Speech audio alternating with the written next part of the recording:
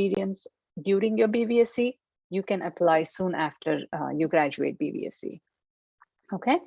And then again, definitely ask yourself, why do you want to do PhD? So is the research that interests you, or is it the clinical science? If it's the clinical science, like treating animals or working with animals interests you, go with the licensing. But if it's something research and working in industry, academia, then PhD is your goal. And what does it take to obtain PhD? Once you decide that PhD is the path you want to take, then there are some preparatory things. So you have to have your GRE exam, you have to have your TOEFL exam, you have to have some research experience. As I said, as an undergraduate student, you can get research experience. Okay, so those are the things you need to think about before even deciding or when you decide. And then the last question.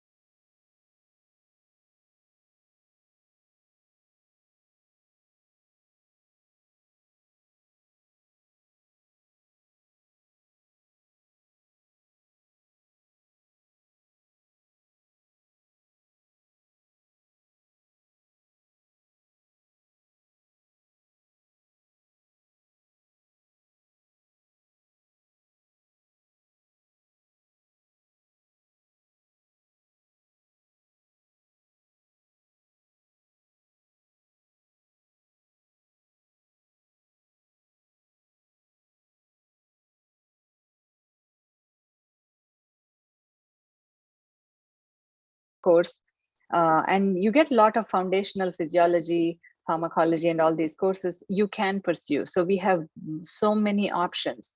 But the only thing is, in the US, no matter where you want to go, right? It can be pharmacy, it can be PA, it can be veterinary science, it can be PhD.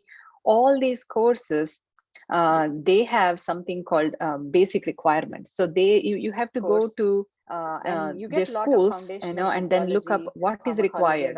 So there are always some basic required courses. So you have to take the courses, and then you need 1,200 hours of clinical hours. So it's complex. As long as you meet their requirement, you can apply. Veterinary science, it can be PhD. All these courses, okay, they have. And Rahul has another question. How do you write research paper during undergrad for a good profile? Rahul, the best way is to get involved in research, like some faculty at veterinary school, right? In Bangalore, Bidar, they all have some research going. I didn't do that because I didn't even know that was an option. But if you're really interested in research, even as an undergraduate student, ask if there are opportunities to get involved in research. It's very common in the US, where undergraduate students come to my lab, work, not a big project, small projects, and then, they get research experience. They all have some research going. Saurav has a question. Is ECFPG mandatory for master studies? The answer is no, it's not. if there are opportunities to get and there is another question, ma'am. After BBSc and AH course, is it possible to go directly to US, or is it mandatory to give any exam? You can come directly to US after BBSc and BBSc, but you have to write your GRE TOEFL to apply for PhD. So there are exams for every single course. So that's what you need to do. So period for PhD, it can vary anytime. So some people can get it in 4 to 5 years. I got it in 6 years. Some people I've seen who get their PhD in 9 years. So it really depends on the field you're working on. So it really varies. There is no set rule. Yes, GRE is necessary for the US and Canada. Okay, so animal nutrition, that's not my expertise. So I'm not sure about that. So is mastering out of PhD a good option? Yes, obtaining a PhD is always a good option. Okay. Okay, so let me go back to my slide. Dr. Bhatt, I think you skipped a slide. Can you please go back? Yeah. Okay. So the next step is, once you assess what you want to do, with your PhD, then you need to explore. Okay, once you know what you want to do, like PhD itself, then you want to explore which area I'm interested in. So how do you do this? How did I do? Let me take me as an example. So when I joined BBSc, of course, BBSc, I joined BBSc because, it's easy to get job. That was the motivation, really. My father said, oh, this is a great field to be in. I was either interested in veterinary science or medicine. And then, then somehow, veterinary science, it was more appealing to me. So I joined BBSc. When I joined BBSc, the only thing that was in my mind was surgery. I always wanted to be a veterinary surgeon. But then it's so interesting, when I took my first pharmacology course in third year, and then toxicology course in fourth year, pharmacology was interesting. I liked pharmacology, but the toxicology was really that course, which really was, spoke to my heart. I think back then, Dr. Narayan used to teach toxicology, and also Dr. Jaikumar, who was my master's advisor. So Dr. Narayan, they both had their own ways of teaching, but they really made a big impact in me to pursue toxicology. Dr. Narayan used to bring us outside and show plants, and or ಹೇಳ್ತಿದ್ರು, I'm just going to go back because that's how he used to, ಇತ್ತಿನ್ರಿ ಅಂತಿದ್ರು. He used to give people some leaves, and then ಇದ್ಯಾವ್ದು ಗೊತ್ತಾ ಅಂತ. Then he used to explain, the way he taught toxicology really, made a huge impact in me pursuing toxicology. And similarly, Dr. Jaikumar, he was very funny in class, but the way they taught toxicology really made a big impact in me choosing toxicology as my field. So, and then, I went back to clinics, of course, I explored medicine, surgery. But even then, when I look back, I just told myself, or I just realized that this is where I want to be. I want to do more of pharmacology and toxicology, like research wise or teaching wise. It really, I got attached to the subject. So that's why I chose toxicology. So you have to find your topic. So that's always key. So because that's what you have to do, right? So after you want to do your you want to do your PhD in which topic, because PhD you can do in so many different topics. So you can look up on the websites, you can go to universities, molecular cell biology, pharmacology, toxicology, pathology.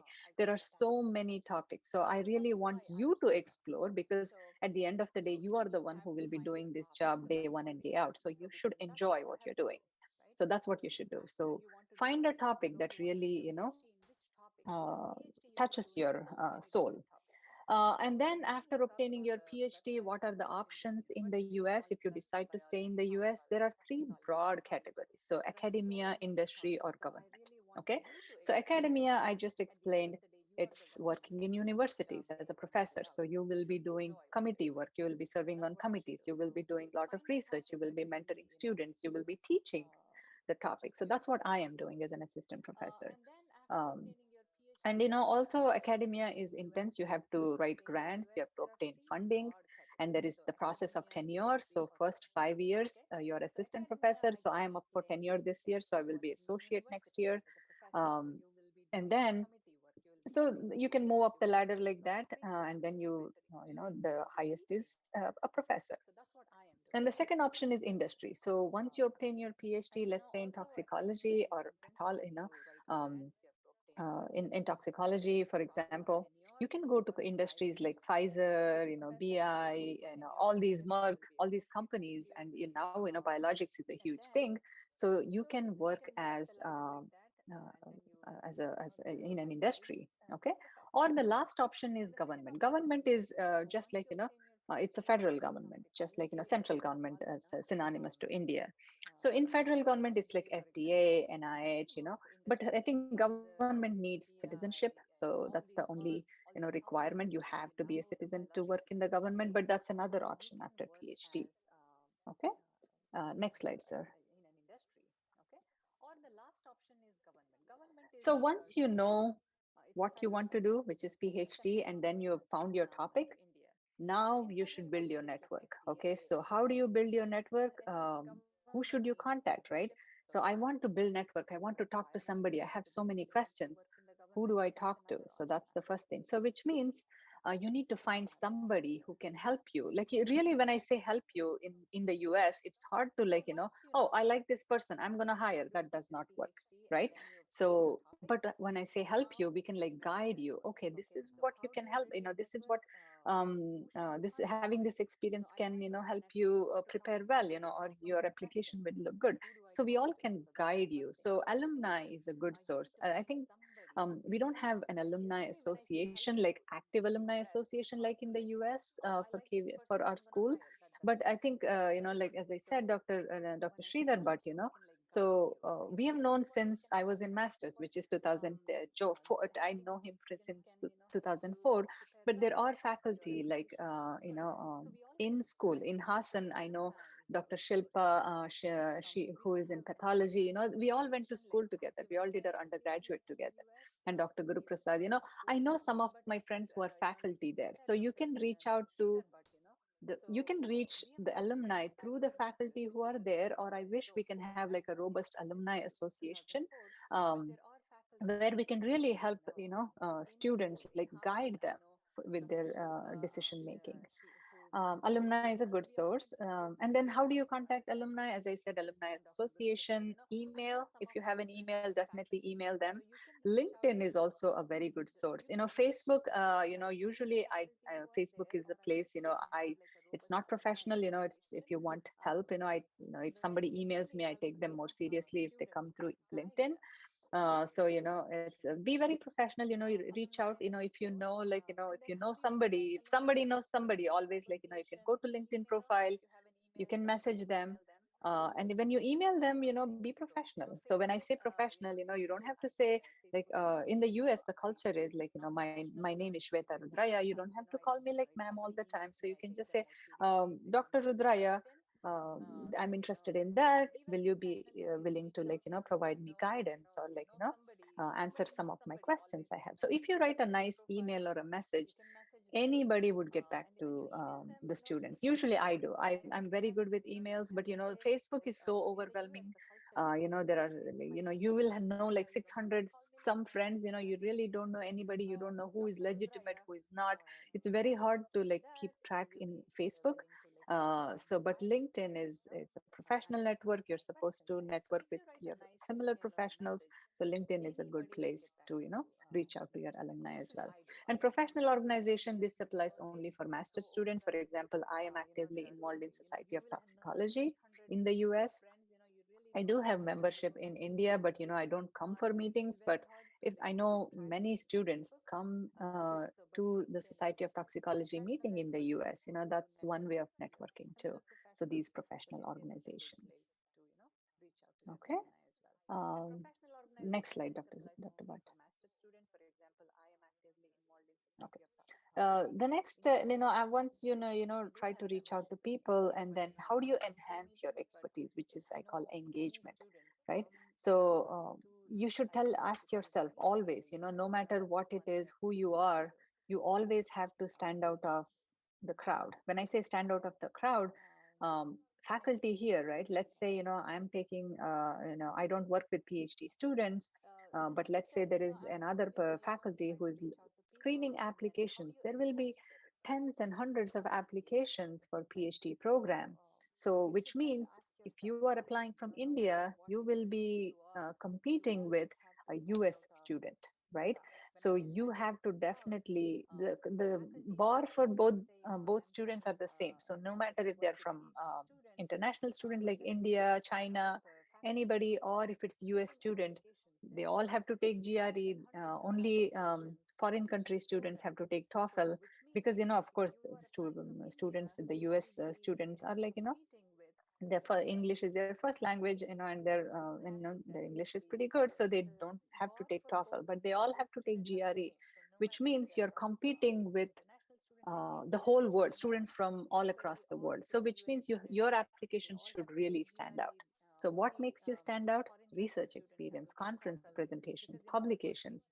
And you don't realize the what is that, your strengths as a veterinarian, animal handling and procedures. So when I came to US, right, so I had research experience because of masters, and our department was extremely good. We used to publish, we used to go to meetings as Dr. Shridhar, but we really, like Dr. Narayan and Dr. Jaikumar really pushed us to do all these things. Because of that, I had experience. If you look at my CV, there are my masters. I have conference presentations. I have publications. But faculty here, they also liked my skill set with animal handling and procedures. So you all have worked with lab animals, right? So they always like, they're like, oh, you're good with rats and mice. Okay, so that's how I started working in the University of Virginia. My first research experiences. He hired me because I was good with animal handling and procedures. Any small surgeries, I was, anyway, surgery was, I used to love surgery, so I learned so many carotid artery surgery. I used to do all these little surgeries for the animals. So that was my selling point. Always, faculty loved about me because I was very comfortable working with animals. And also, if you're good at it, they like you. So those are the skill sets, you have to enhance your expertise.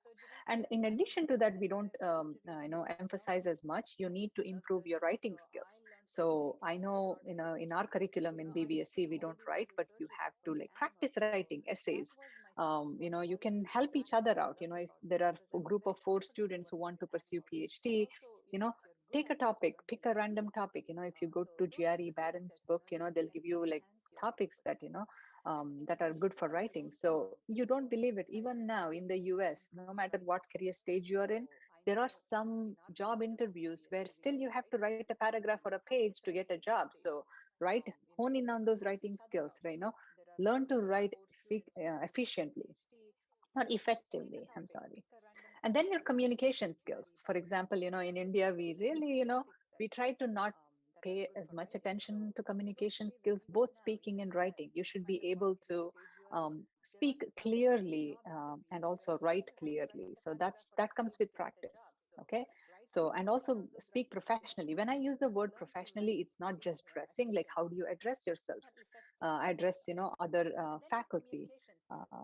So those are the things, you should definitely I see there probably are a lot of questions. I will come to the questions. So, speak professionally and also write clearly. So that. And then, how do you improve your critical thinking skills? I think doing BVSC, our critical thinking skills, because we are supposed to treat the animals in all the medicine and surgery courses. We learn some critical thinking skills.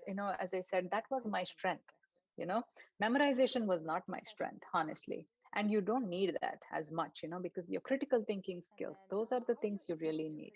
That I was very good at that. I could read like 4 papers and summarize and see a loophole. So that was my strength, and that helps you. So those are the things you should improve upon. You should practice. And how do you practice critical thinking skills? By reviewing papers, by reading papers. Even though in undergraduate that's not an expectation, if you are interested, you need to pursue that. And then, of course, engaging in research. One more slide, and then, we will, I will, try to wrap up quickly, and then I'll take the questions. Okay, next slide, sir. I think this is the last one. Okay. So now that you know what to do, how to enhance your skill set, next thing is plan and execute. So when I say plan and execute, timeline is key. When I say timeline, first you have to decide which school you want to apply. So how do you decide which school you want to apply? Go to us news dot. I can share with you. So there is a website, okay? So it gives you all the top tier schools, middle tier schools, I think US News, and the bottom tier schools. So you have to apply what course, what subjects you're interested in, and also the openings. So how do you know the openings? You should really, the best way to do is email the faculty or the department. Ask them, if there are openings, are there accepting PhD applications, or if you know somebody, like reach out to the faculty and ask them if they are willing to take them. So first decide on the school, and then prepare well to take GRE and TOEFL, because you have to take GRE and TOEFL way ahead of time. You don't, here the application process, it's almost you have to plan more than a year ahead. For example, application for most of the schools, okay, it opens in December or January. Let's say, this is 2021. For 2022, applications would open this December for next year. So, once you apply as soon as you can, because, first, when they review initially, right, it's always, the chances are higher for you to, especially if you're good, to be accepted. And then you will receive the acceptance letter, let's say in March or April, depends on the school again. This is not set in stone. And then your semester would begin in August, which means you have to prepare and take GRE and TOEFL at least in July or this year, of 2021, to start your PhD in 2022. So that's timeline. So which means if you're taking GRE in July, you have to prepare at least 6 months ahead of time. Those are the things, you need to plan. So planning is key. And then put together your application. When I say put together your application, you will need transcripts, you will need GRE, TOEFL, you need letters of recommendation. Professors, sometimes you don't understand, you have to have a good relationship with your professors, because, a strong letter of recommendation takes you a long way. Okay, so my professors, Dr. Jai Kumar, wrote such an amazing letter for me. I still remember. That really helped me.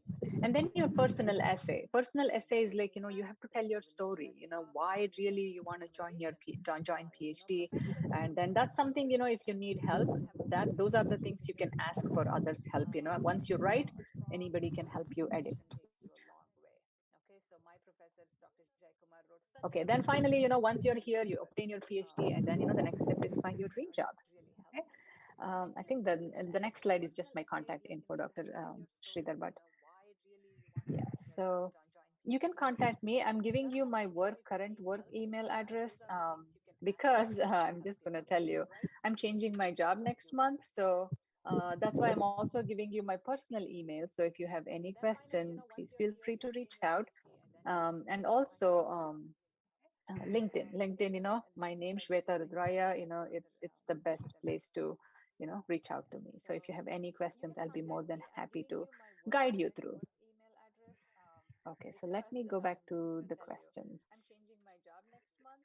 Okay, so I'm very thankful and hope this was useful. And also, LinkedIn, my name, Swetha Rudraiah, yes, Dr. Yes, Dr. Bhatt. I'm looking at the course. Yeah, I'll go to the chat. Yeah. So is mastering out of PhD a good option? Rahul, do you want to expand on that? I don't get your question. Do you have to have your master's? If that's the case, you don't need your master's to get your PhD. Is it mandatory to have GRE for postdoc? No. So Masuk, I hope I'm saying your name right. Yes, you don't need your GRE for postdoctoral position. GRE is only for PhD. Okay. Ma'am, please do tell about NAVL and ECFVG. Chetan, I did not take NAVL and ECFVG. I think I know Dr. Nagalila. She has done it and she's amazing. She's helping so many students out. I would definitely recommend reaching out to her. And I did not get my licensing. So I'm not the best person to advise you on that. Is Yash says, is GRE necessary for masters? Yes, it is. Now, because of COVID, some schools are relaxed on that. Check the school website. Some schools don't require GRE because of COVID. So, this is one opportunity where you can probably still get into PhD or masters without your GRE.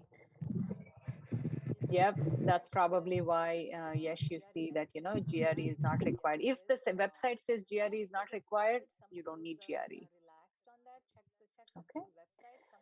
Um, and then, ma'am, can you please tell us how to prepare for GRE and TOEFL?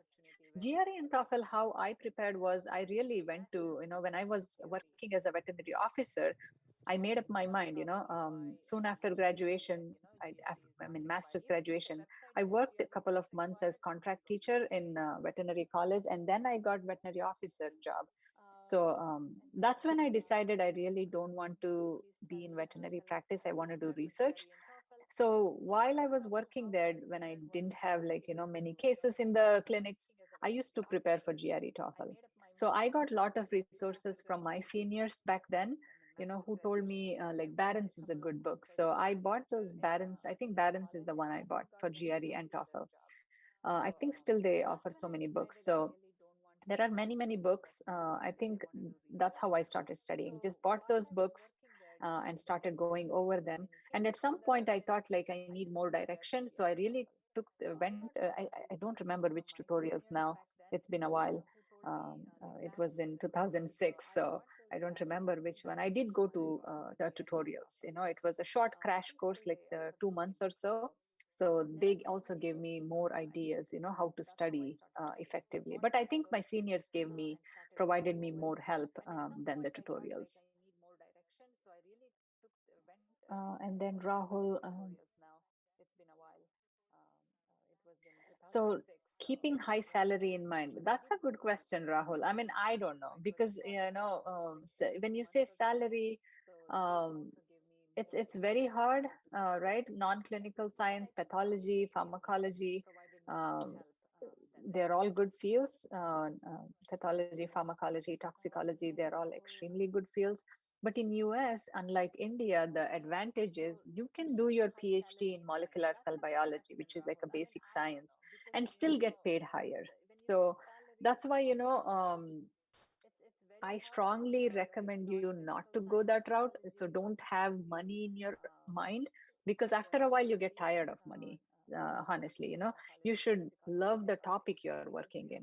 Find a topic that really can, because any topic in the US, luckily, it's any you can have any experience, you can have your degree in anything, you can still get completely different job, and all jobs can be, you can have a PhD in toxicology and still get paid less, or you can work in a kind of in an industry, or like, so money is really, I don't know, it's very hard to decide upon that. So I would definitely suggest you pick the topic that you like.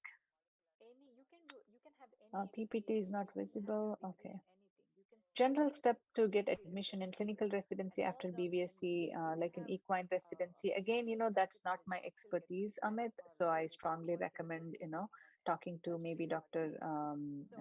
Nagalila for that.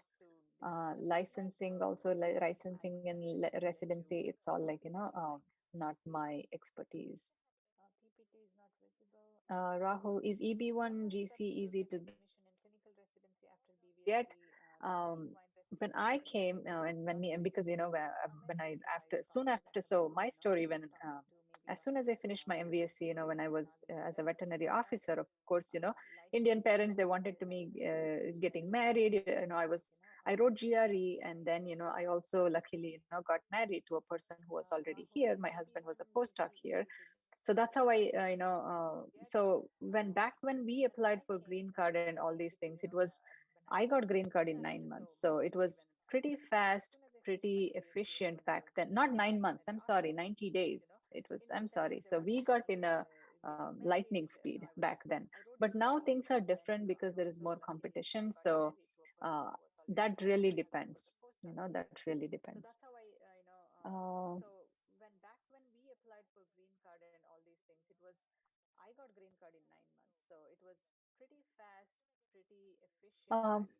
You want to do MBSc from US.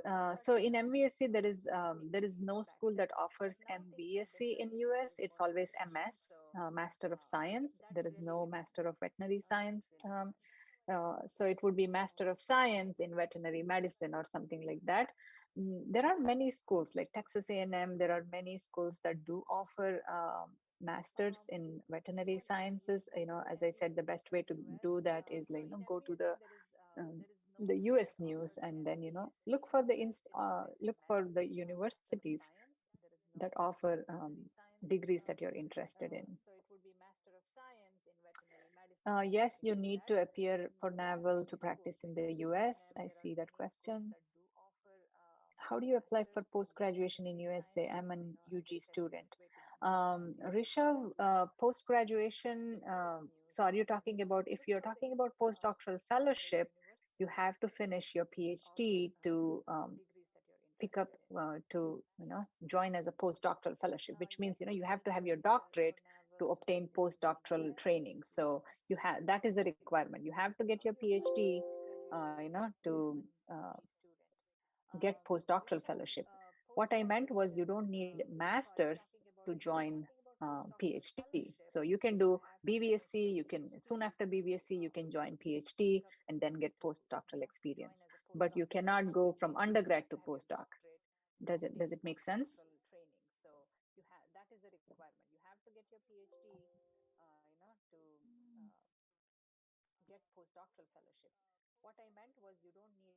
Yeah, it'll be easier, more interactive. So what are ಹೇಳಿ sir.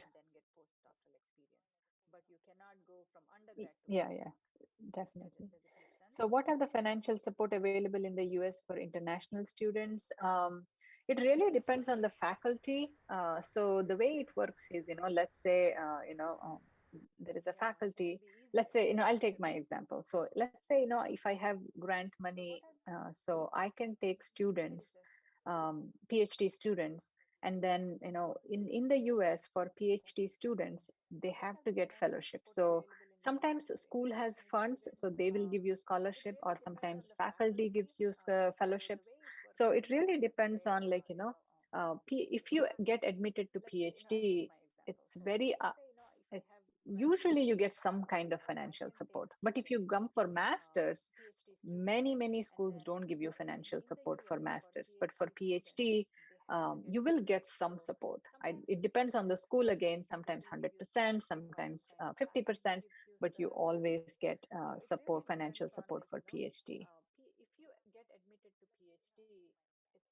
Shall we read whole undergraduate course subjects? So if you look at GRE has nothing to do with veterinary science. It's all about your English, about your math skills. How, it's when I say math skills, it's really your high school and college math, PUC math. So math skills, English, that's what they're looking for in. So they want to make sure you can calculate, because math is very basic foundational course. You can calculate, you can do statistics, you can do stuff in the lab. And then GRE, you can read, write, listen, speak.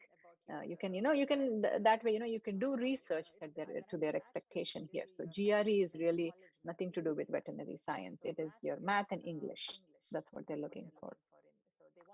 What is the course duration for masters? Masters is typically 2 to 3 years in US.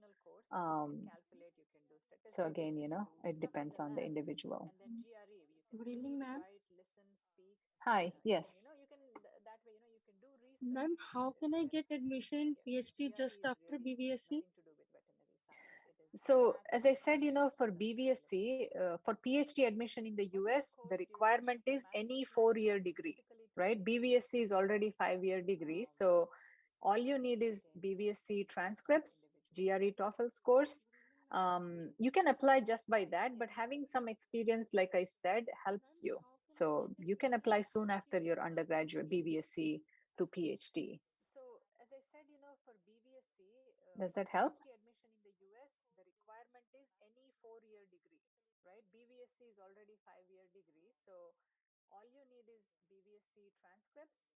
Hello?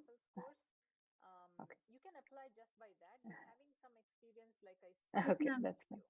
Okay. So you can apply soon after your Uh, undergraduate BVSC is ma'am, examination. is MS non-thesis worth doing? Does that help? My personal experience, if you are pursuing MS, go with the thesis, because when you write a thesis, ask Dr. Sridhar Bhatt, he knows, because he helped me when I was writing my thesis. There is writing skill that goes into it. There is critical thinking skill that goes into it. There are like writing papers is not just you're just putting together something. There are so many skills that you show when you write a thesis, right? So that's why always going for a master's in where thesis is involved has more weightage than masters without thesis. Again, this is with science, but if you talk to any IT person, they won't even write thesis because they just want masters for a different reason. So but if you want to be in science, if you want to pursue PhD, I think masters with thesis is the best option. Going for a master's in where thesis Again, is admission involved for has MBSc, more there is weightage nothing than called masters without MBSc in thesis. the US. Again, this So is with science, but if you it's talk to any MS. IT And for person, MS, usually you they don't won't get even write financial thesis support. because So that's they just something, want we masters have for a to. different reason. So what So students what do is students do is sometimes to they come pursue in with their PhD, own I funding, think but then masters they pick up with small thesis jobs is the best in the option. university, because also the visas are very strict. Because if you are on F1 visa, I think that's your student Admission for visa. MBSc, If there you're is on nothing F1 called visa, you cannot MBSc work, in the go US. outside and So work in McDonald's or it's anything. So MS, and for visas are MS, very usually you strict don't where get you're financial employed. support. So So that's if you something come for you have masters to. on F1 visa, So you what students can do is pick up sometimes jobs they like come in with their within own the funding, university, but then they within pick up small of jobs course there are in the international university offices because that's going to help also the you, visas are very so strict. that you are not If you breaking are any on rules, F1 because you visa, I don't think want to that's your break any student rules, visa. If because you are on F1 if you visa, break you rules, of cannot course the work, first thing is go you'll be sent outside and home. work in So McDonald's or yeah, anything. you don't want So to break the rules, but visas are very strict there in is this help. employment. International So offices if you usually come help for students, masters on guide F1 them visa, what you are the jobs they can can pick up, pick up and how jobs can they support within the themselves. So there is university, help. within of course Mm, there are international Ma'am, does offices scope. any that's going to university help give you, scholarship for so that you PhD? are not breaking any rules because you Yes, don't want yes. to break any rules, Most because all because PhDs, if you right? break If rules, you of get course the first admission thing in, that it was easy yes, too. Uh, yes, so most scope for public all health. PhDs, right? If you get admission in, So it that's a was hard question. So it public was health, easy. So is it animal public health? It's public health is a broad question to answer. If I have to really answer your question, I would say yes. But again, it so really scope for depends public health, what specific public health. It's a broader term. It's a so that's a hard question. So Yeah. public So health, veterinary public health, I think there are very few schools. The options get smaller when you are like, when you're very specific, like health veterinary is public a health, broad the option question gets to answer. smaller, the number of If I schools, have to really because answer, just like in India, even in the US, there are fewer veterinary schools question, I would compared say to med yes. schools. There are But more again, medical it really schools than depends veterinary what schools. So specific the public health. option It's a gets broader smaller. term. So It's a yes, definitely. yeah. So veterinary public health, I think there are very few schools. How The to options speak get smaller when professionally? That's a good question. I don't know, sir. Another idea. Like, is there any organization where students can help the each options get other with the smaller the presentation? number of I don't know. Back when I was doing my BVSC, we had some courses where we used to present, veterinary schools. like So physiology. I think Narayan so sir, yes, he used to give us papers and make us present. And during masters, we were expected to present. Of course. Um, how to speak I don't know. I professionally. used to love That's a good presentations, question. but I don't know, it was sir. when Another you're idea. presenting, Is you're there so any stressed. I organization where also thought students like can I help didn't each give my other with the best, presentation? but it I comes don't know, with back when I practice. was doing my BVSC, It we comes had with the some practice. courses Just where we practice used to more, present. and then help each Physiology, I other. I think think Narayan that's sir what I think. used Give to give us feedback to each papers other. and Get make us feedback present, from your And during professors. masters, we were expected to I think present. having Of like course, a club or an organization helps. Like we have here, I don't know. in the I US called used Toastmasters. to Where like group the of students interaction pick a with topic, others they when we are mentor. There is presenting. always like a mentor who mentors Stressed, and I students to also present. thought like So there I are didn't give always my like if best, there is but nothing, it comes with great, you practice. guys can start something. There is, I think that's how you should build your skills.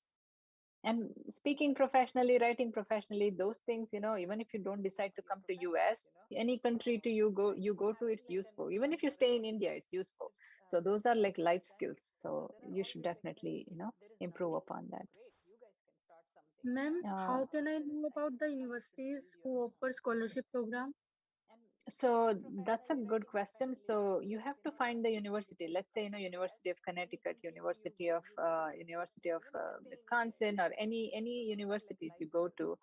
So you should You have to definitely some. improve So upon it's that. very tricky. That's the part where you need to dig in. So when I say dig in, you have to spend some time reading through their website. So when you always go to some university website, right, there is a tab called prospective students. So prospective students means who are coming in. So there is always some resource for them. So that's where you should look at, any university, current students, prospective students. So go to that prospective students tab and look at the information. What is the expectation? What is available? And there is always a contact number too. So call them or email them. I think emailing is easy because of the time difference. Email them. So usually they're very good and they will get back to you. They will usually, they want good students too. Luckily, in the US, no matter where you email them from, they usually get back to you. But as I said, that's why I put it on my slides. You have to be very professional. Write a good email. Fewer grammatical errors. Don't make too many grammatical errors. I know it's you that comes with practice. So dear doctor so and so, this is, be very short, right? Attention span is very short for anybody, right? Don't write long emails. Be very concise, and you should write it very. Your writing should be very crisp. If you read, you should be able to read and understand, and don't make grammatical errors. That is, people here don't like it. It's not that they don't like it or not like it. It's just it's a turn off. They think okay, they're not ready. So that's why I said write very professional, good emails. You should grab. Those are the times you should grab their attention. If you write good emails, they will see potential in you. I was just like one of you people. Luckily I got great mentors and opportunities. Bank on those. You have very few minutes to grab their attention. That's where all these skills come into play. Excuse me, ma'am. Good evening. Yes. Could you tell us about the exams to take MS masters in the US? As I said, GRE and TOEFL, but because of COVID, some schools don't require you to take GRE. So, but otherwise, it's GRE and TOEFL for masters or Excuse me, PhD. ma'am. Excuse me, Could you ma'am. tell Good us evening. about the exams to take Yes, Ma'am, do you Archita. know? masters in the US? Ma'am, I'm a student. Ma'am, I'm a student from Apollo Veterinary College. I'm doing my UG. I Mhm. wanted to ask, do you know any scholarship program for masters? So there is so in US there is no scholarship program itself. As I said, I've been repeating this. So either so when you apply for masters, if you are applying for masters, usually you do not get financial support. Financial support is available only for the PhD students, and that too from the school that you applied to and the or the faculty that you applied to. So, and who is supporting school versus faculty, you don't have to worry about that. But when you apply for PhD, if you apply for masters, you usually don't get financial support. Ma'am, I have heard that taking clinical subjects in masters, it is difficult for us. Like we can take nutrition over surgery or something like that. That is true. Unfortunately, if you get a master's in what's that, surgery, medicine, or because it's so specific, like veterinary medicine, which means you have to look for master's or PhD in veterinary school, and it's so narrow. Of course, yes, preclinical you have more options. That's also the reason why I had more options, being having a master's in pharmacology and toxicology. I know pathology also does. You have more options with preclinical subjects versus clinical subjects. Yes. Okay, thank I you so much. No problem. I see repetitive. What do I do, sir? Is time? Are we good with time? Do you want me to continue?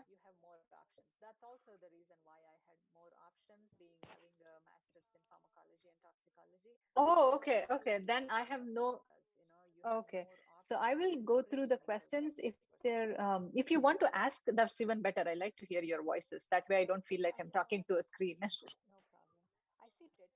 Yes, yes. Please feel free to, speak up.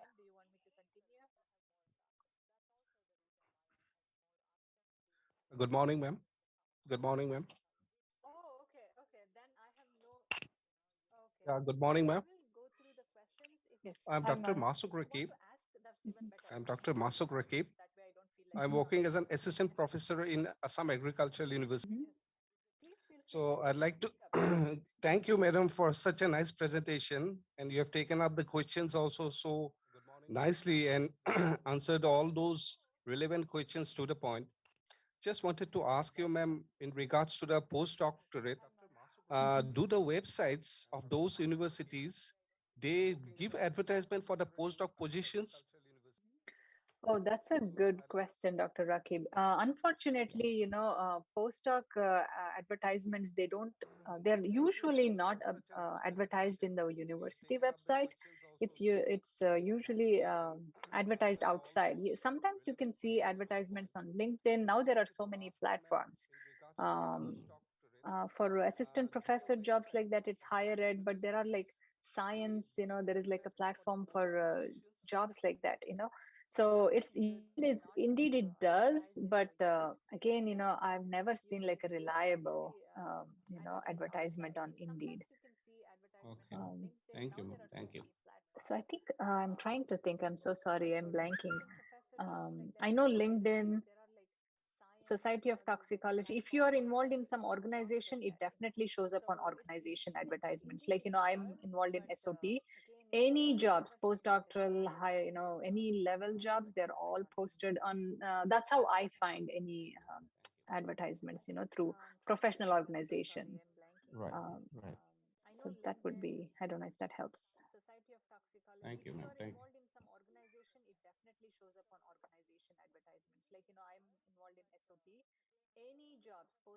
Uh, Right,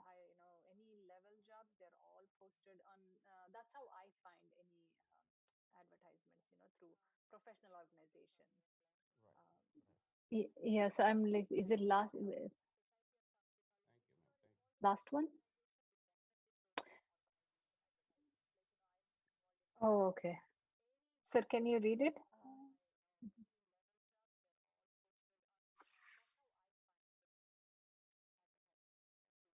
Uh, oh, oh, you said here he's a faculty too? Oh, public health. Sir, that's I know I'm so unfortunate. One thing, I'm not a pathologist, and you're so senior to me. I don't know if I am capable enough to advise you on anything. But pathology is not my expertise. I'm so sorry, but I know there are, like, in US, what we do is, if I feel like, if I have to get some, usually we go for, like, some licensing or some training or some certification programs.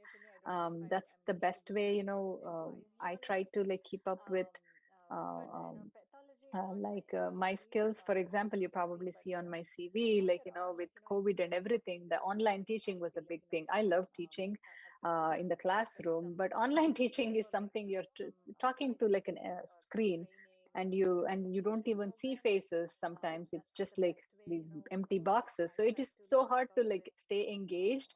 So we took a course certification where, it's called quality management. Like, it shows how to, like, just to help improve our teaching skills, so online, on an online platform. So that's what I think we all colleagues did at our school.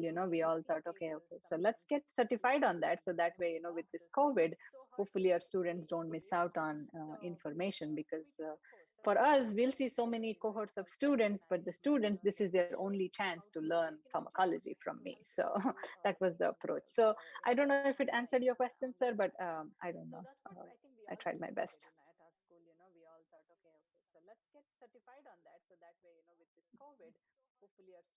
Yeah, I am good.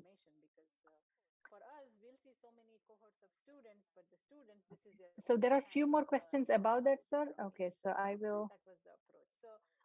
if it answered your question, sir, but I don't know. I tried my best.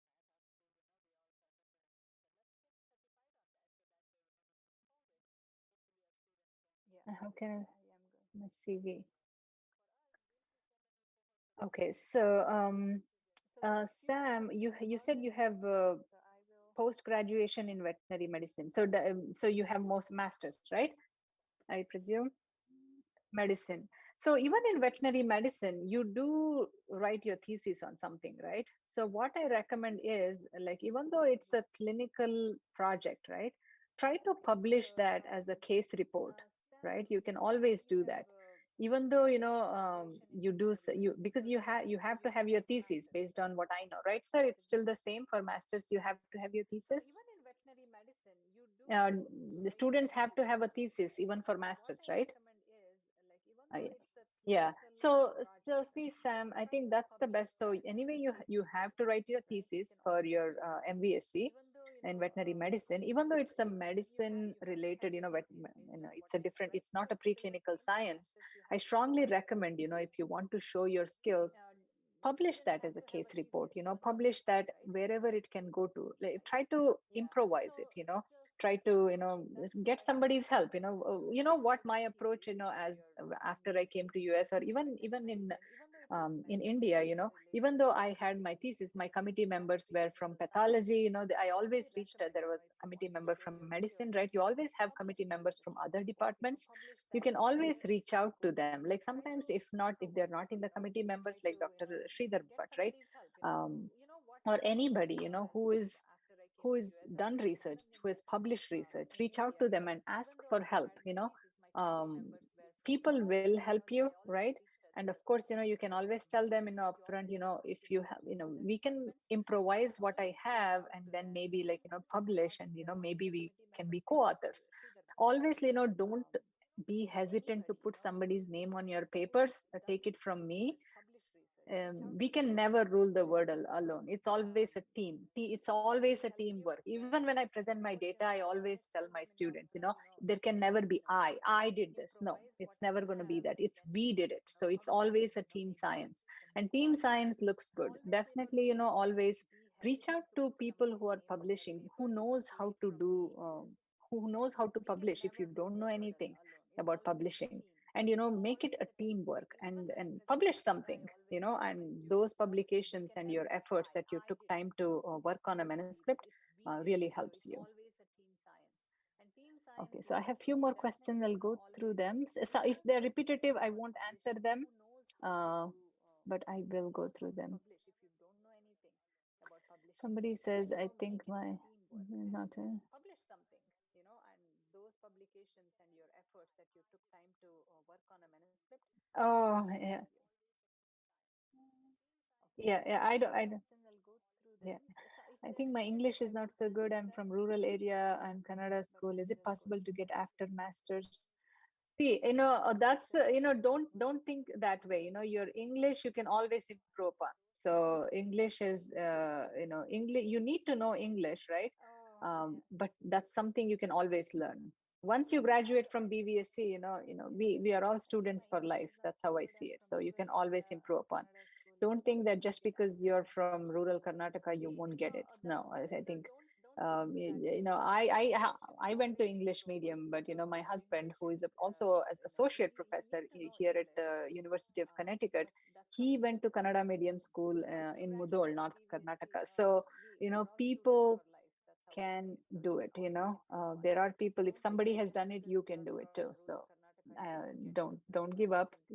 Keep you practicing. know, I went to English Uh, medium, but my husband, who is also an associate professor here at Yeah, the so I University of see. Connecticut, Do you have to appear he to went to Naval to Kannada practice medium in the school US? in Yes, Mudol, that's a North Karnataka. requirement. So people, What's the difference between when question pattern between GRE and there are TOEFL? people, if So somebody to has me, done it, they since can I do took it. GRE and TOEFL, I So studied for GRE mostly. I took keep about, I practicing. studied for about 3 months. Studying for GRE. If you have a good foundational math knowledge and So I see, GRE, if you English, appear to Naval to if you practice in are the not US, so good in yes, that's a English, you may need a requirement. little bit more time, because English What's the you difference cannot just between learn question pattern just like between that, right? GRE You and need to TOEFL? practice more. So So to me, if you study for GRE, TOEFL is like, to me, it was, I didn't even study for TOEFL, because once you study for GRE, the same skill set, TOEFL is only testing your English. The only thing that was back then, which is like 15 years ago, TOEFL had like the listening aspect. But nowadays, I'm sure you all watch English movies, English, the news channels. So I think listening should not be a problem. If you are following my presentation, I think you'll be okay too. Like it won't be like complex English. It's going to be simple English. The reason why they do it is because they want to make sure you can understand English when you come here, right? When your professor says, "Oh, can you do this for me, Neha or Banerjee?" So you should be able to do it. So that's the goal, so that you can understand what they're asking you to do and perform that. So it's not super hard. It's you can do it. If I can do it, you all can do it. That's how I see it.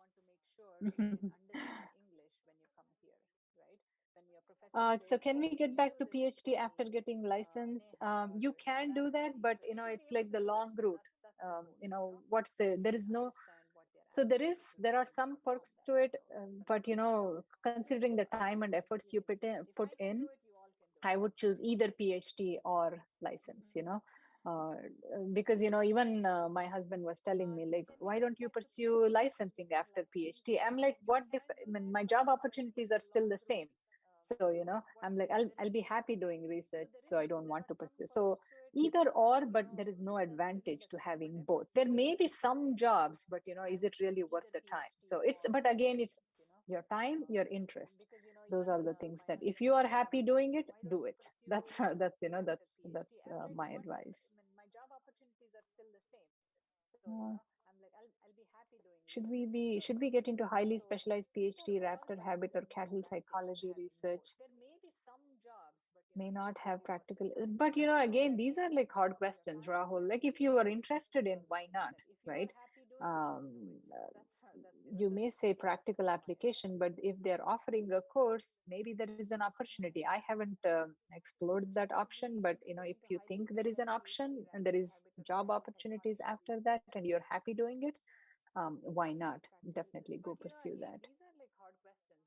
Does and Gautam says, "Ma'am, does GRE score help us get into the university and fetch scholarship?" Yes, yes. You should have a very good GRE score. Higher the GRE score, better are your chances of getting scholarship. That's a good question, Gautam. Yes. Can you please tell, after BAVSC and AH, how to get into wildlife and work in wildlife sanctuary? So I did not do that, right? So I may not be the best person, but I know there are some students who graduated from our school who are doing that. So I think the best option is to probably reach out to them. Uh, that's not my expertise, but I think it does involve getting your NAVL, getting your licensing. And I did answer Sam's question. Saurabh, how much will it cost to complete MS program? Um, it depends on the school. It's so hard to tell you the number. I think the best way to do this is go to the school's website and see. It will definitely be in lakhs. And if you can afford it, you can. But I don't think I could have afforded so much. So yeah, so it's definitely, it's now, especially with the conversion rate, that's the dollar to rupee, it's insane. it's it's way too much per year. Yeah, per year, I think, right, sir? Yeah. Total. Okay. Yeah. Okay. See, I don't know that. See, madam, can you please elaborate the writing pattern and information to be including while writing our CV? So, so that's a good question, Shashi Kiran. I think that's Shashi Kiran. So making your CV, right? So that's very key. So if you see my CV, so even the way I formatted CV over the years have changed, right? So when you're a student, you want to show your skill set. So which means you have to show your skill set, what you have acquired, like what can you do. One thing, my advice, sincere advice, never lie on your CV, because in US, honor code is a big deal. So if you say something you know and faculty sees you know HPLC, they will assume you know HPLC inside and out. So never lie on your CV. So definitely, make your CV as a student. You need to show that you know the techniques, you like, how do you show the techniques? That's why, I don't mind, Dr. Sridhar, but if you want to share the my slides, the PDF I sent you to the students, if they want to use it as, so those are the things, research, critical thinking skills, anything that demonstrates, right? So I know when I was a student, after I graduated, I was on the editorial board. Editorial, we used to have like this college, veterinary college, what's that? Like a book every year. So I was on the editorial board, editing, contributing to editing part of that book. And once I even wrote the editorial. I think it was Dr. Umesh. He was in. He's not in our school anymore. He was in veterinary college, medicine department. So I worked with him, and I had submitted like a editorial. The first page. He had given me the opportunity to write the editorial, and it was published in the book. I used to, when on my CV, I didn't, or when I was talking to the faculty here, I did bring up like my writing skills. Those are the pieces you can show. I showed my research publication. That is a good way to show too. But and I also showed these pieces where we wrote. So those things are the examples you can use. You can show. So definitely, we want to see like the writing skills, critical thinking skills. If you have presented somewhere, seminars in the school, outside the school, in national meetings, regional meetings, you might want to put all those things in there. And of course your lab skills, what are you capable of doing? And of course your grade points, how much, what's your GPA? Those are the things that should go. But now, my CV doesn't show all that, because I'm a faculty now. I don't have to show people that I can do Western blotting, because when I'm a faculty, I got a PhD.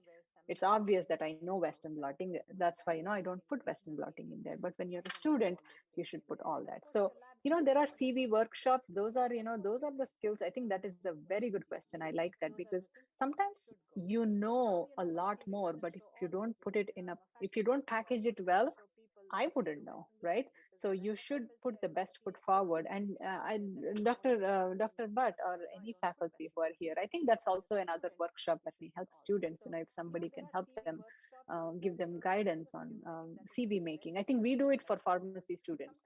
Even in our school, every year we do. Ours is a 3-year program. We tell students how to prepare CV in the first year, and then second year we help them like one-on-one prepare their CV, because that is like really the face of the job, right? So we help them. So we do it as part of the curriculum. We have a course that helps them make their CV. Um, okay, so Varun, I'm not sure about the fees. I'm sorry about that. Savita, what's the difficulties in PhD after BVSC regarding difference in the way learning and syllabus?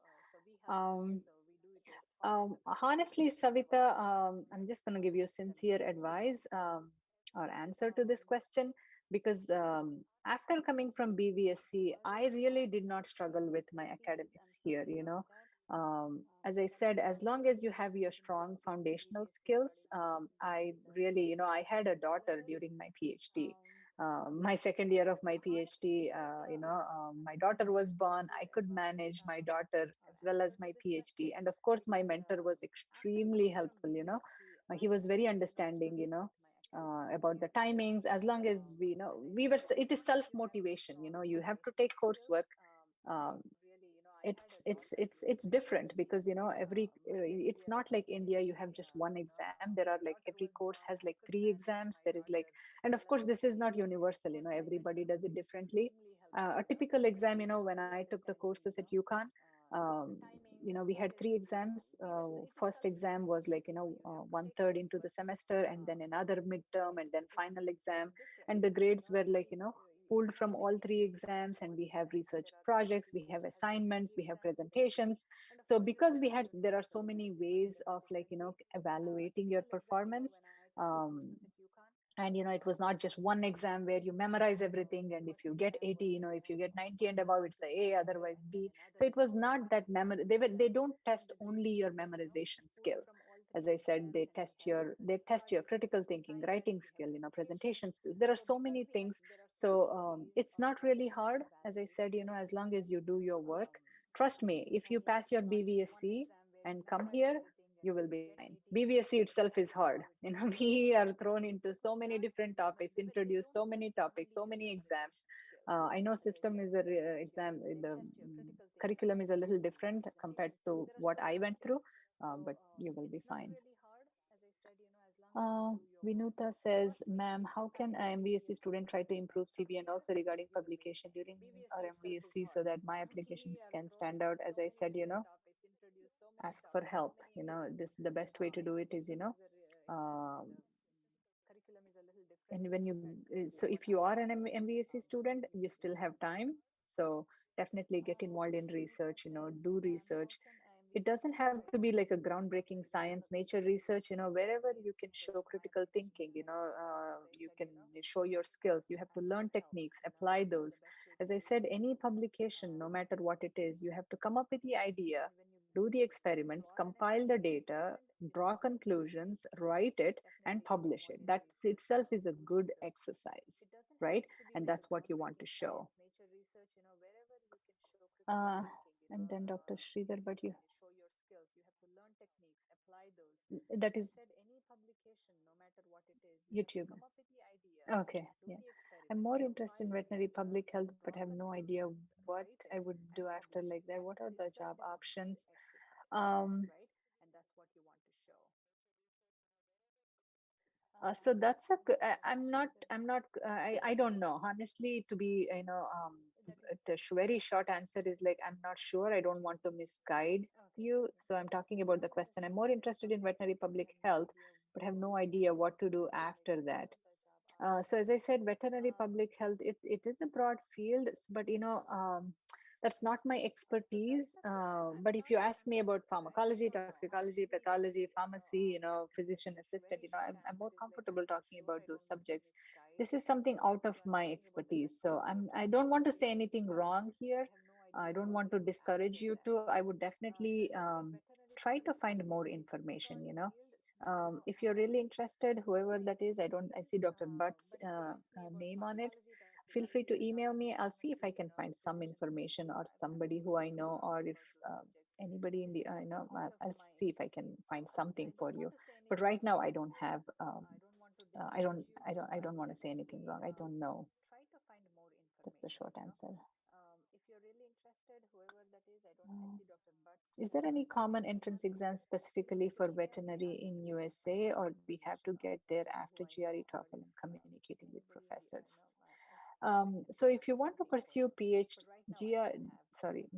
master's or PhD in the US, GRE is the exam. Now with COVID, as I said, some schools are waiving GRE, which means you don't have to take GRE. But yes, if you want, no matter if you're veterinary or any field of expertise you have, you may have BSc in microbiology, you may have BSc in biotechnology, no matter what your background is, to do a master's and or a PhD in the US, GRE and TOEFL are the main exams. But you don't have to wait until you finish your GRE TOEFL to communicate with the professors. You can email them ahead of time, even before taking GRE and TOEFL. But having good scores always helps. And GRE is good for, I think, 2 years. I may be wrong. This is like 14-year or 15-year-old information. So please check how long it's valid. Take the exams. Having scores is good. Even otherwise, I don't think professors will have any hesitancy, talking to you all. They will definitely respond. Saurabh says TOEFL versus IELTS. For US, it's only TOEFL. IELTS is for Europe and other countries. So US is very particular. Even, when we take for pharmacy students, right? I do review applications for pharmacy program. I was also in, if you can see my CV, I was the chair of admissions committee. So we have reviewed applications. So we do not take IELTS. So it's TOEFL is a must. So similarly, PhD too, TOEFL is a must. not IELTS. Very rarely IELTS goes through, but I don't know any schools as of top of my head.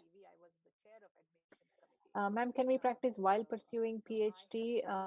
To practice in the US, you have to have your licensing.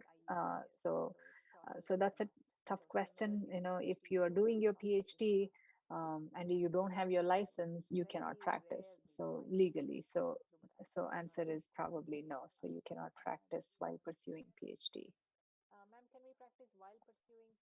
Should we aim for Canada for easy citizenship and then move to US, as USA don't have good policy for immigrants? Rahul, that's something beyond, again, my purview. I don't want to, I don't know how to advise you to go to Canada, come to US. So I don't know.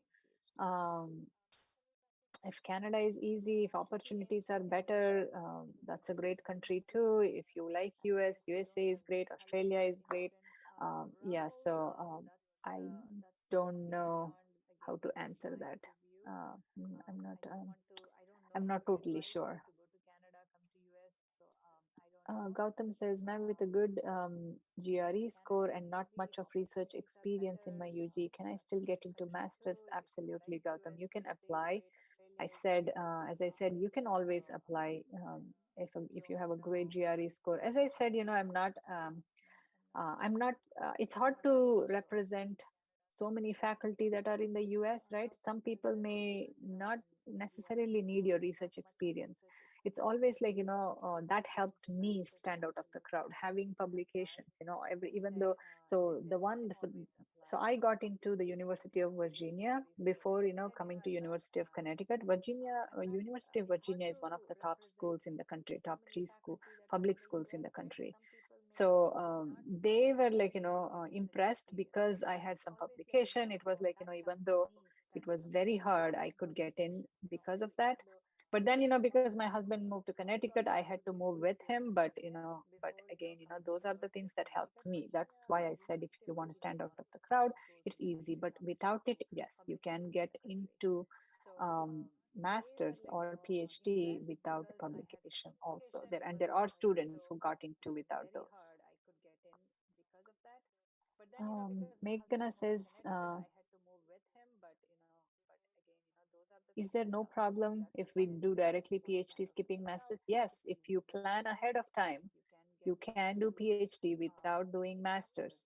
So, to me, I didn't plan ahead of time. So, which means you have to plan from year 3 or year 4 of your BBSC. So, that's what it takes. When you're in fourth year, you should know when to take GRE TOEFL. When you're in fifth year, you should be applying, right? So if you plan ahead of time, yes, because BBSC is a 5-year program, 5-year program, um, you really don't need masters to enter PhD. You can do BBSC and then immediately PhD. Sujay says, ma'am, research opportunities in applications of computer sciences in veterinary medicine? Oh, that's a good question. There are opportunities, Sujay, so you might want to look up, as I said, you can, if you, depending on your interest and your expertise, you can pretty much like pursue any field you want to. Even though you do veterinary science, you can always look up master's or PhD in computer science, but of course, here in the US, they will have some called prerequisite courses. Write down the word, it's called prerequisite courses. So as long as you meet those prerequisites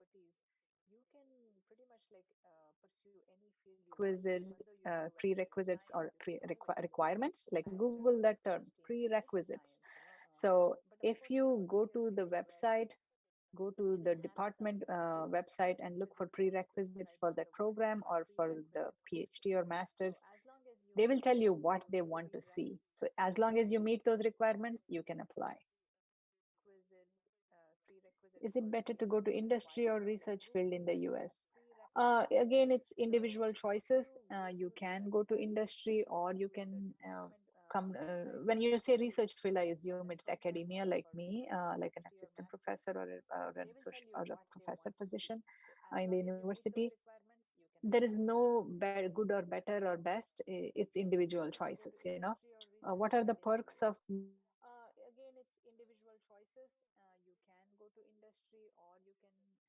being in industry, of course, you just do research and, but staying in academia, like it gives you that opportunity to teach, and if you are one of those people who love teaching, and, of course, you'll be very happy. So teaching, research, so it's different. So it's individual choices. Loons, will you please elaborate on how to present papers, prepare paper being UG? Are there platforms or clubs which give access as students who guide and mentor as of So those are the things, these are this one, this is interesting because when I was a student, I didn't even know we could do this. So, but now I know. So because students here do it. So if you're interested in research and things like that, you have to reach out to faculty who are currently doing research in your school. That's the best way. Like anybody, I don't know everybody. I'm not up to date with every faculty in India who are doing research in the department, but whoever is doing, sometimes it can be like review article, or sometimes I don't know, case studies. So there are so many ways to publish. I mean, I'm not saying publish anything and everything, but there are so many ways you can find a project, and of course you need to talk to the faculty who can help you. You need to find a mentor. We do it all the time here. I take undergraduate students. You probably have seen, one of my undergraduate students, she was doing her yes, bachelor's of science in biology department. She came to me. I'm in pharmaceutical sciences department. She did research with me, and of course you need to talk to the faculty who can help you. You need to find a mentor. Me, she presented in a university competition. You can still do research across department and then present in regional meetings, local meetings. And this year, my students also won awards in national meetings. So there are opportunities here. So I'm sure we can change the culture in India too. We can. You should reach out and see. There is no harm. What's the worst thing that will happen, right? They will say, I don't have research plan, or I cannot help you. That's it. At least you will know that you tried. So definitely reach out to faculty and ask for help. What are the perks I get after PhD in US? Is it sufficient to lead in US? So what do you mean lead in US? So you mean lead a life in US? As I said, probably, right, sir? Uh-huh. Oh, yeah, yeah. I think it's enough. Again, it's. I can be philosophical at this point. It's how much is too much is up to us, right? If you want like a huge house, of course it's not enough. But if you want a decent house, of course it's enough. We all lived through that. I think it's enough. But again, it's up to it's how you want to live.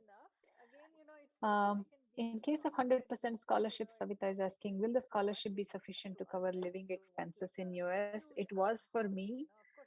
Usually it is because, as a student, especially if you're sharing rooms, and if you're living in the campus, usually it is sufficient. But nowadays with the funding being down in the US, there are incidences. I've seen my friends where, you get 50% scholarship.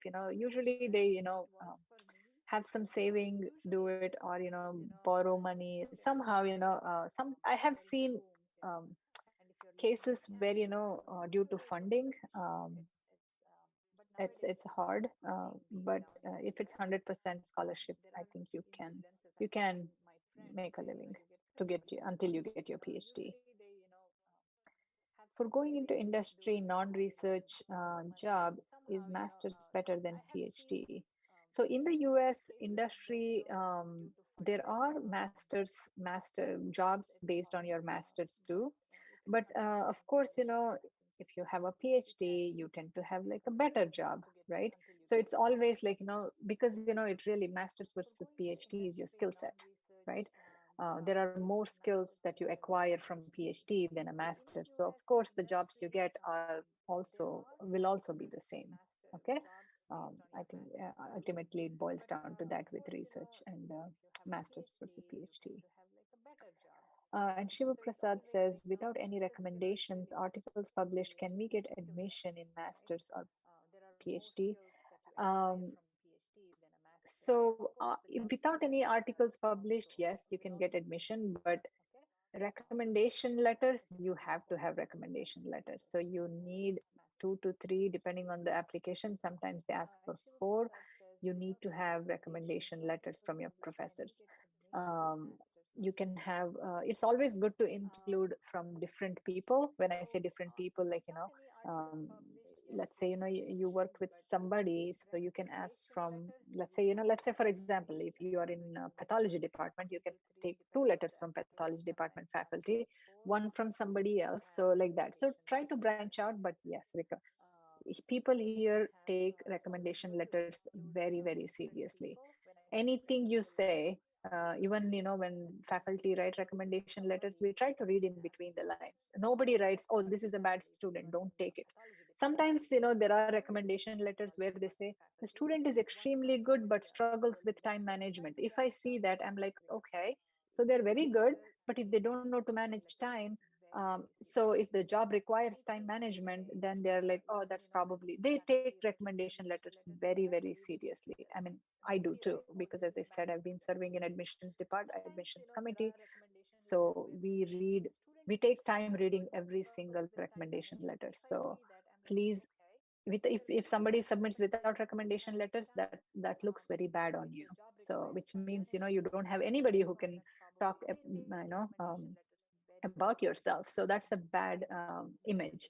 So I would definitely ask for faculty to provide recommendation letters. Reputation of recommending faculty matters.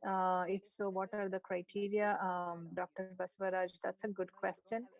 The only That's hard. As long as, let's say the student says, uh, Dr. XYZ is an assistant professor or an associate professor in University XYZ. As long as that's true, right? The way we do it is like, if I see some signature, the letter has to be on a letterhead, common sense, right? So when somebody gives a recommendation letter, it has to be on a letterhead. It has to have a proper signature, title under their name, and they should have their contact information, email or phone number. And then it should, so when there is a fake recommendation letter, you can tell, and there are ways to tell. So so we can tell easily if it's, and if something seems fishy, immediately what I do is like, go to Google, type in their name, go to their university, and try to look if the person is real.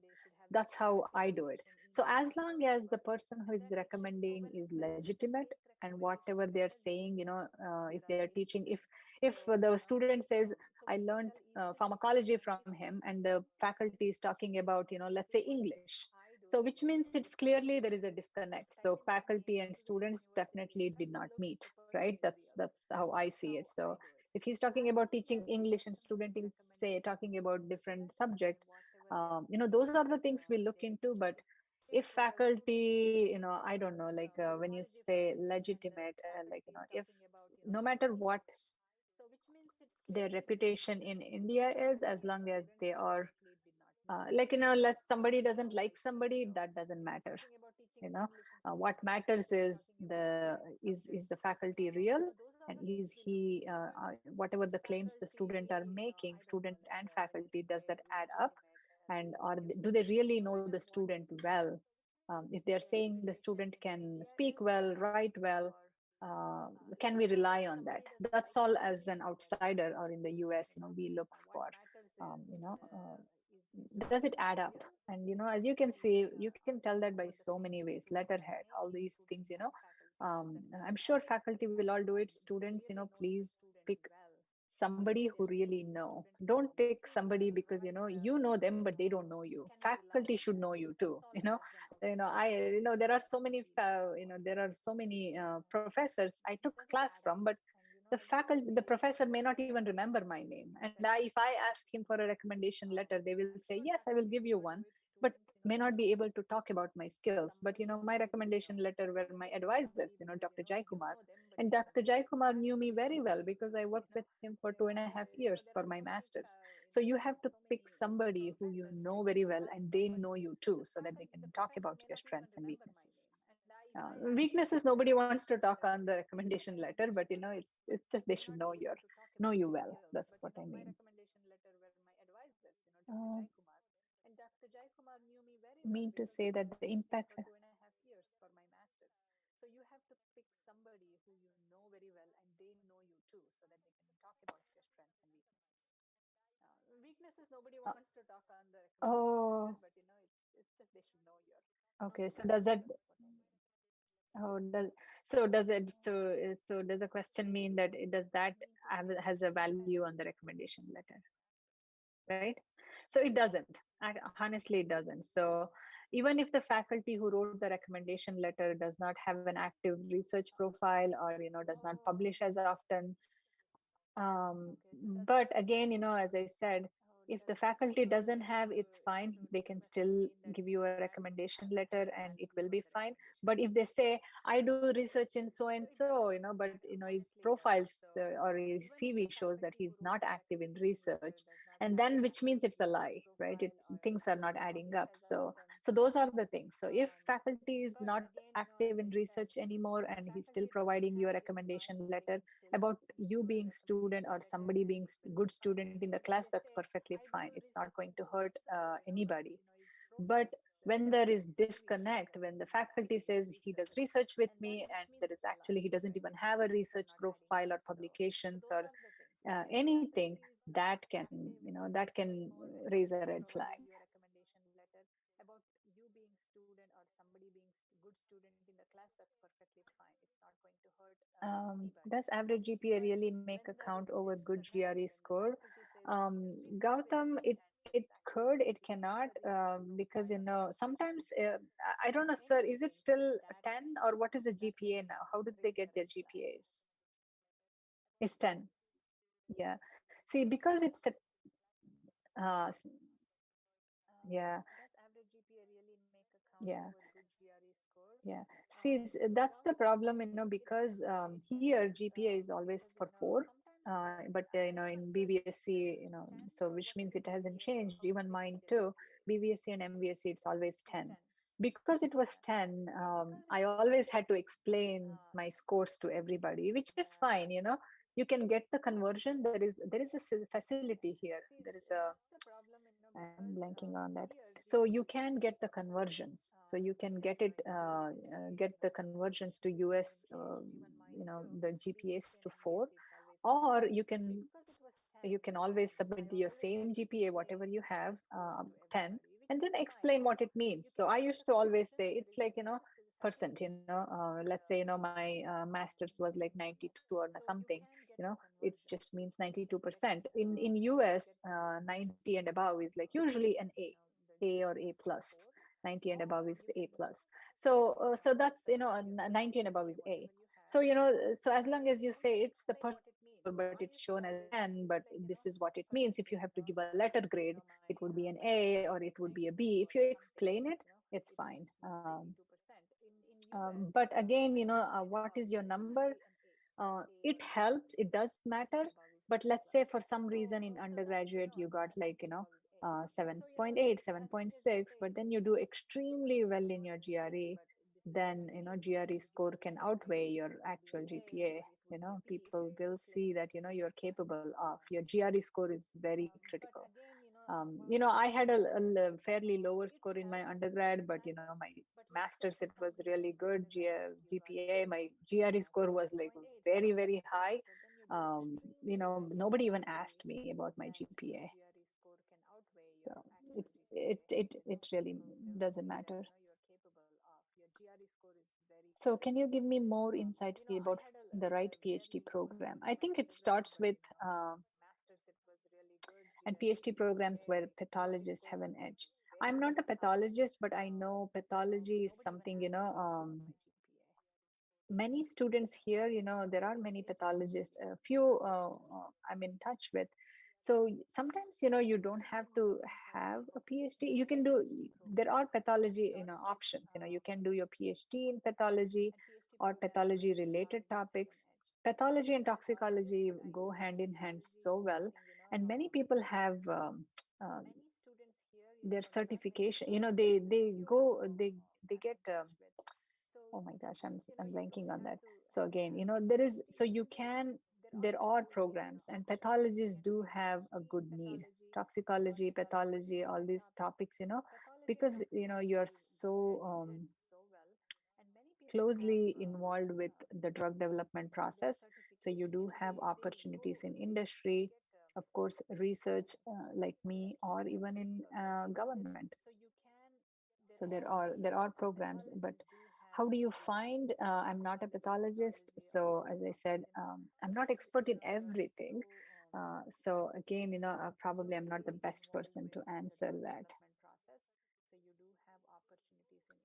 And Pooja has a question: as a clinician, how do we approach to work in industries in the US? So you are a clinician in India, right? So you have BBSc, it's a professional degree.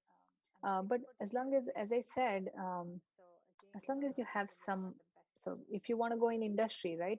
What area, right? Do you want to be a toxicologist in industry? Do you want to be a molecular cell biologist? Do you want to be a pathologist? There are so many opportunities in industry, usually as a researcher, right? So for all those jobs, your preparedness comes from master's or PhD.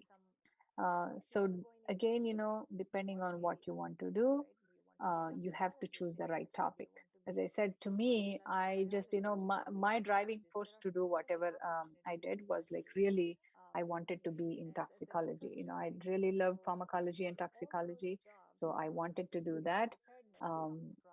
That's why I pursued my master's in that, PhD in pharmacology and toxicology. Industry, initially I wanted to be in industry. I wanted to work for Pfizer or companies like that. But then I had my daughter also. Then I also realized, it becomes so, mechanical. I didn't want it to do that. So I thought, I like, I wanted to improve my skills as a researcher. So I became a faculty. I did my postdoctoral fellowship faculty. And as I said, I don't know if you guys, I just said, I'm changing my job next month. It so happens that, I'm here. I will be going to government next month. So, yeah, so things do change.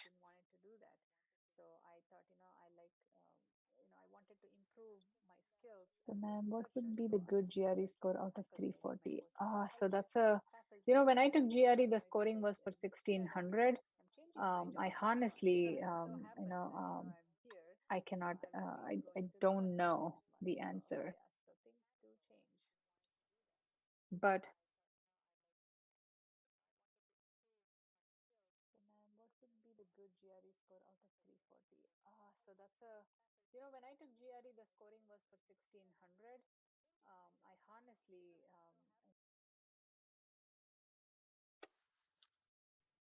sir, Recording in progress. sir, I don't have any more questions here in the chat box.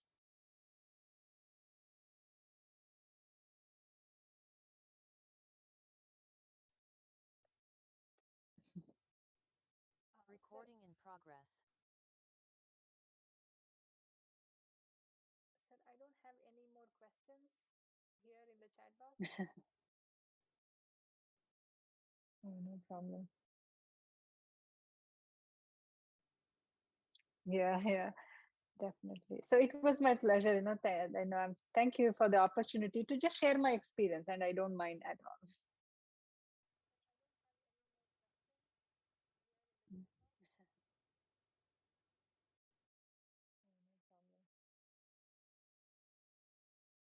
Yeah, yeah, definitely. So it was my pleasure, thank you for the opportunity to just share my experience, and I don't mind at all.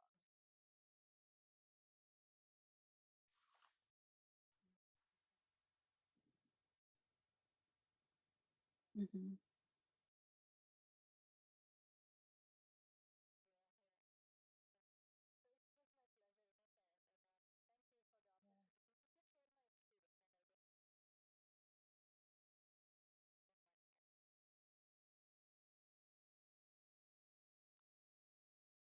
Hmm.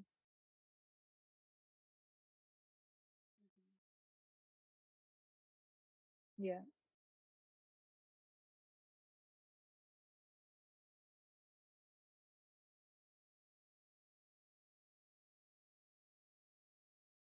Oh, that's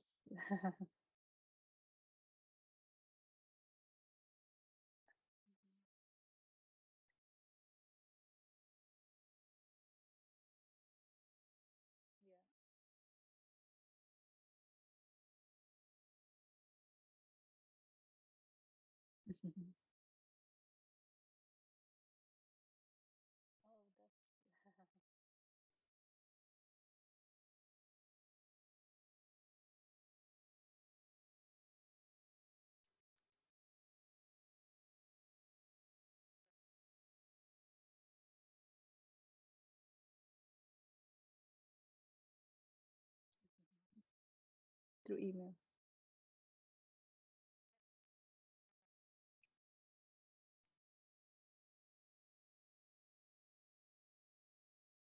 Yeah, absolutely, sir. Thank you so much for the opportunity. Yeah, thank you so much.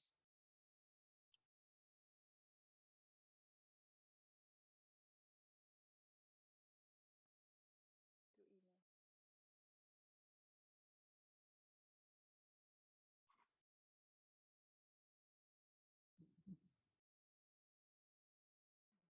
Absolutely, sir. Thank you so much for the opportunity. Yeah, thank you so much.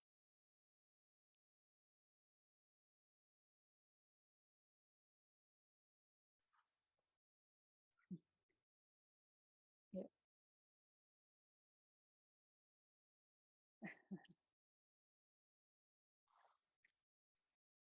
thank you, sir. Thank you for your kind words and thank you for the opportunity.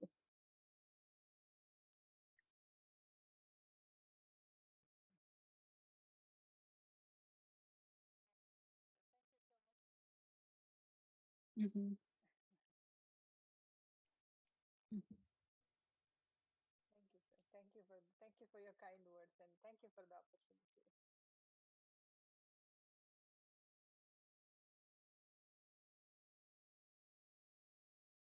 Mm-hmm.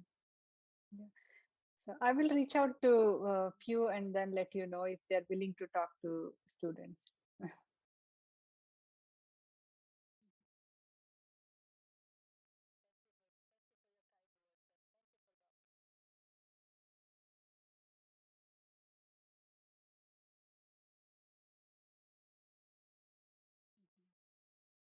Yeah.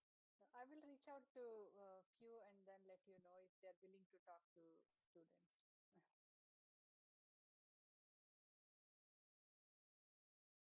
Mhm.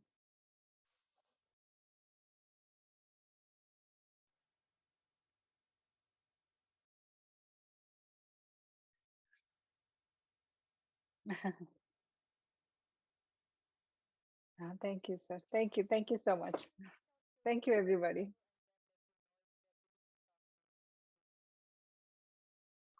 Okay, sir. Mhm. Thank you. Thank you. Bye, everyone. Yes. Okay. Bye.